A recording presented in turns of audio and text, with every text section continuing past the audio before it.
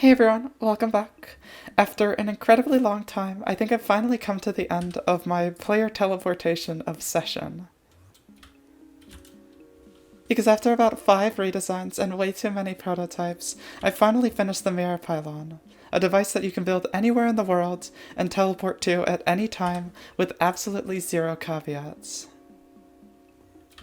This device works on single player, multiplayer, no matter how many times you log out of the game, unload it, restart the server, it'll always restart itself and continue to work. You can also technically build infinite of them, which means that provided you can get a breeze there, you can build this thing at basically any important location in your world.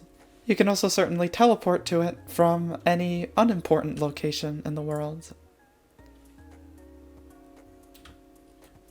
So how do these things actually even work?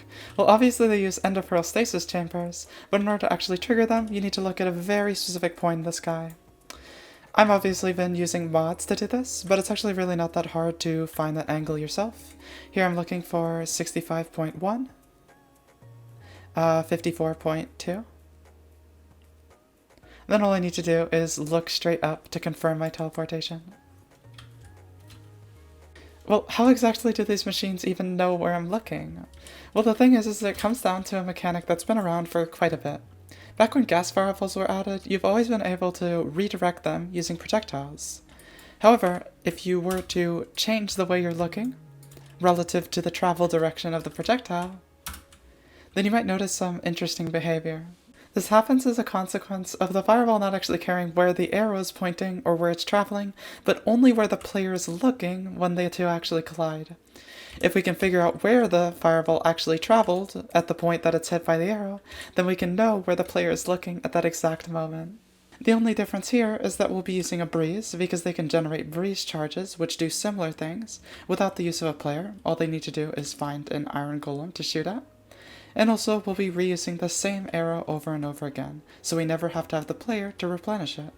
After the restart has been redirected by the player's arrow, all it has to do is pass through this incredibly small gap right here, created by the combination of these blocks and this soul sand, and you can see that gap using a texture pack that creates a more accurate reflection of the soul sand's hitbox.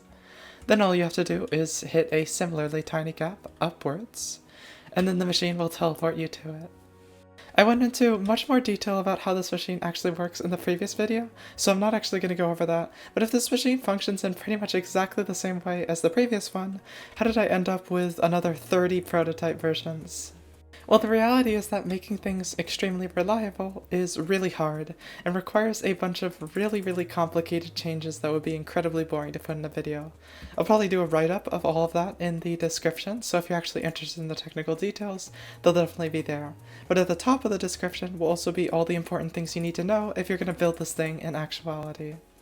The reason I've decided to call this video the Transportation Revolution is because there's simply no faster way to get from somewhere to a point that you've already been. It's simply so quick, so efficient, and so easy to construct that it essentially trivializes all other forms of transportation. While this current design of the machine currently only comes with 16 possible preset locations, which means you can build about 16 of these before you start running out of angles, you can actually just expand the machine to create more of them, and I can write more about that in the description as well. Anyways, that'll be it. If you like other silly inventions, then make sure to check out the rest of my channel, or subscribe to the channel in case I make anything new. If you want to build this, make sure to check out the link in the description, and also all the information down there. Also make sure to check out the Discord, and I'll see you next time. Bye bye!